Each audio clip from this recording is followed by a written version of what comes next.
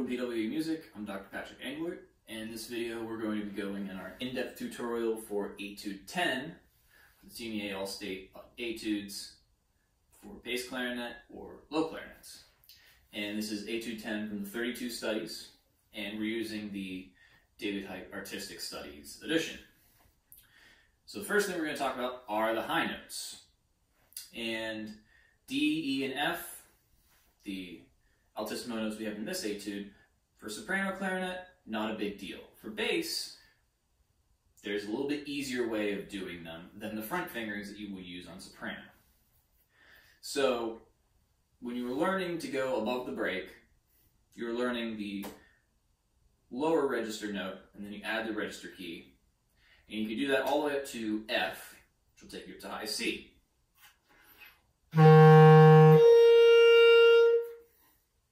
After that, we start using the front fingerings for altissimo on soprano clarinet because those are more in tune.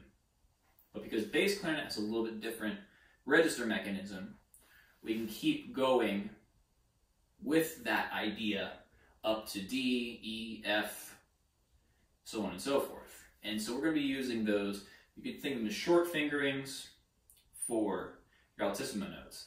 And D will play like an open G, E will be played like A, and F will be played like a low B, like a B flat, not low B flat. Third line B flat. So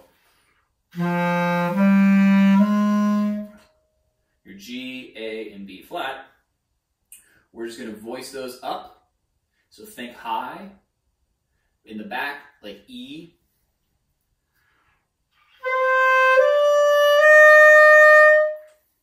And that'll give you your D, E, and F. And what might help you initially getting the D out at least is to hold down your register key. Now that'll make it sharp, but it will be easier to come out. Once you play E, if you have the register key, it's going to turn into F. But just to get the feel for it, get them to start coming out, you can put the register key down to try and get the D. But you can hear how it's a little bit sharper. Another way to practice that is just go up a scale. So you could start with concert B flat and then try to lift thumb and register to go up to D.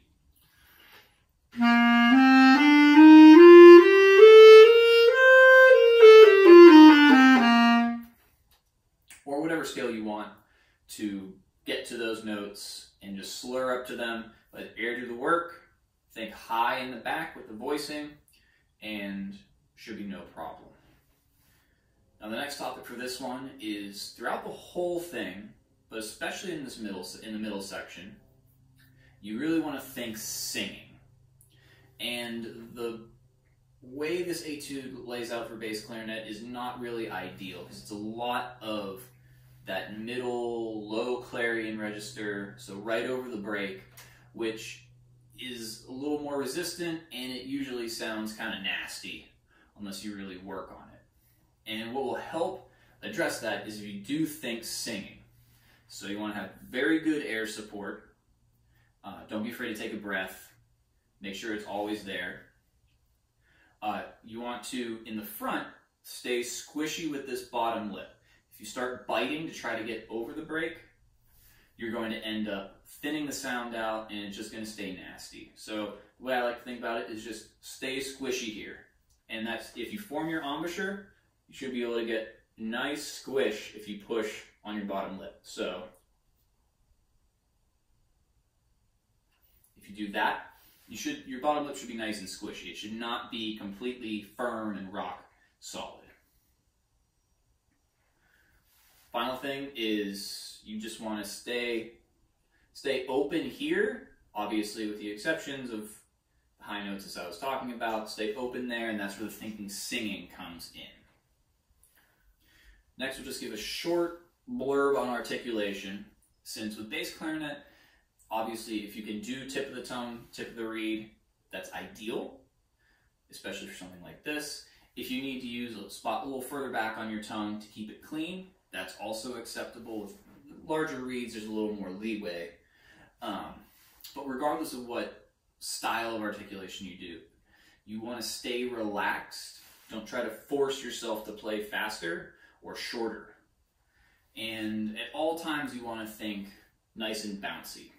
So like a tennis ball bouncing off the wall, that nice ping rather than kind of a slap on each note.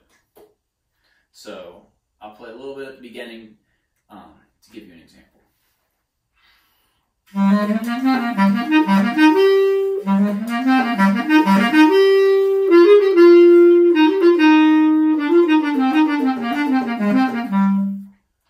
So we're having a nice bouncy articulation. We're not forcing that note to be short, just nice and light and bouncy. Finally, we'll touch a little bit on phrasing. And for your 16th notes in here, you always want to be rolling forward, going to the next thing. You never want to be coming away from the downbeat. You want to be going to the next one. So we'll just play at the beginning as an example. So instead of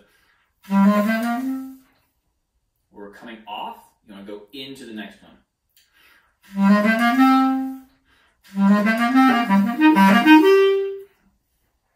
And then on the third beat, we have the F, and then we go down to the A. You want to shoot from that A up to the octave above.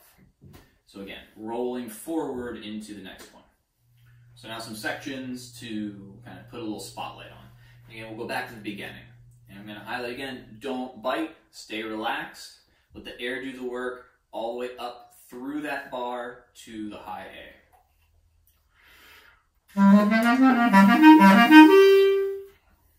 Pushing up to the A, don't bite, stay squishy. Going ahead, we'll skip ahead to measure 9, and here we'll look from 9 to 12. And here we have these low notes mixed with the rest of the beat over the break. We're going forte at the bottom, pianissimo at the top. And the low note has an accent on it, but you want to think a little bit more like a tenuto. So we're kind of squishing it, giving it a shove rather than a sharp punch. So we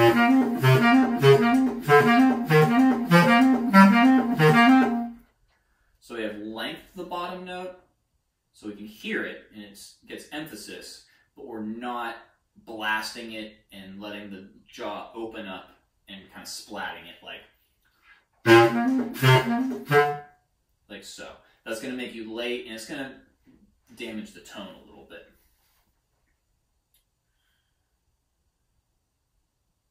Now, going ahead to measure 16, this is where the cantabile is, and we have a definite character change here. So we've been going pretty much straight 16th notes, and now we have something much more melodic, a little bit slower melody as a contrast. And you really want to connect this as much as possible. And the markings indicate that, but we're going to highlight it because it's pretty important. And when we start out, we're in the clarion register, so using the register key above the break. In this first phrase, we go down to a B flat. When you go below the register, don't let the tone, don't let your jaw kind of bottom out. So keep that phrase moving forward, as we talked about, and keep the tone going.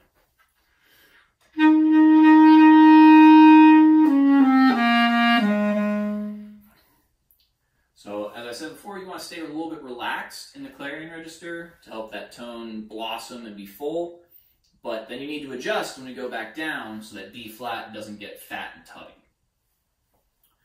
Going ahead right from there, one of the things that keeps recurring in this section are the 3 eighth note pickups.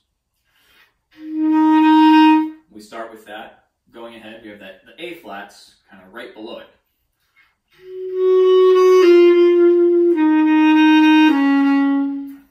And they have the tenutos over them, so we have a little bit of emphasis. But if we go back to pickups to measure 19, in this instance, they're 16th notes. And they don't have anything special written on them, just slurred 16th notes. But I like to put a little bump on the F to kind of connect it to those 8th note pickups. So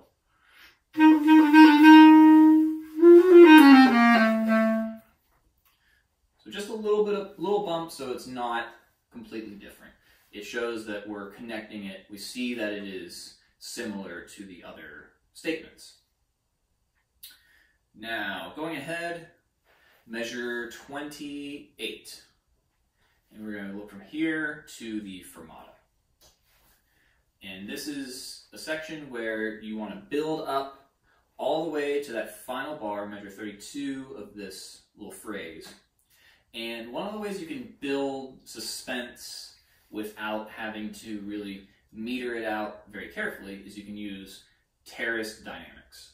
So what that means is we're going to crescendo through a bar, then bring it back a little bit. Kind of think 2 steps forward, 1 step back.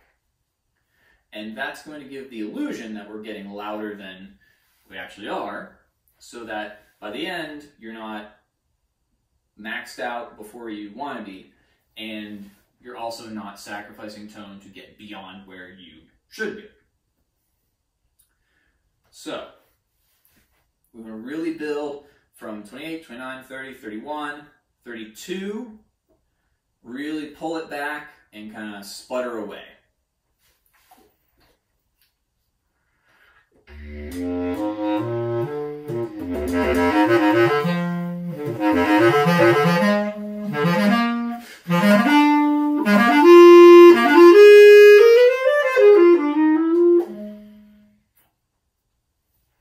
So we're doing the 2 steps forward, 1 step back, terrace dynamics to help build.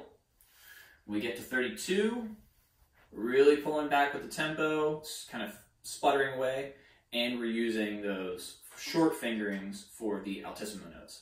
So C sharp, we didn't hit that before, but it'll be like a low F sharp. D, open G, E, like the A. And if you're having trouble with it, just keep the air fast, think high and up and over that E. Now, from 33 to the end, don't rush, because there are some things that do change from what you've played before. Think measure 35. That's a pitfall if you get too fast and ahead of yourself. Whenever you go down to the bottom, dig into those low notes. That's where bass clarinet makes the money. So use that as your launch pad. Bring the tone up from the bottom.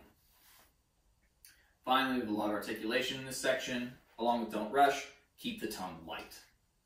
And should have no problem getting to the end. And that keeping the tongue light, especially when you're going up through those high notes.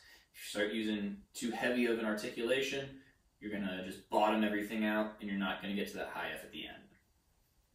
So, those are all my notes for Etude number 10. I hope this helps you in your practice and ultimately recording. If you have any questions, don't be afraid to leave them in the comments or send me a message. And if you want to do a little consultation on this, feel free to reach out and we can set that up.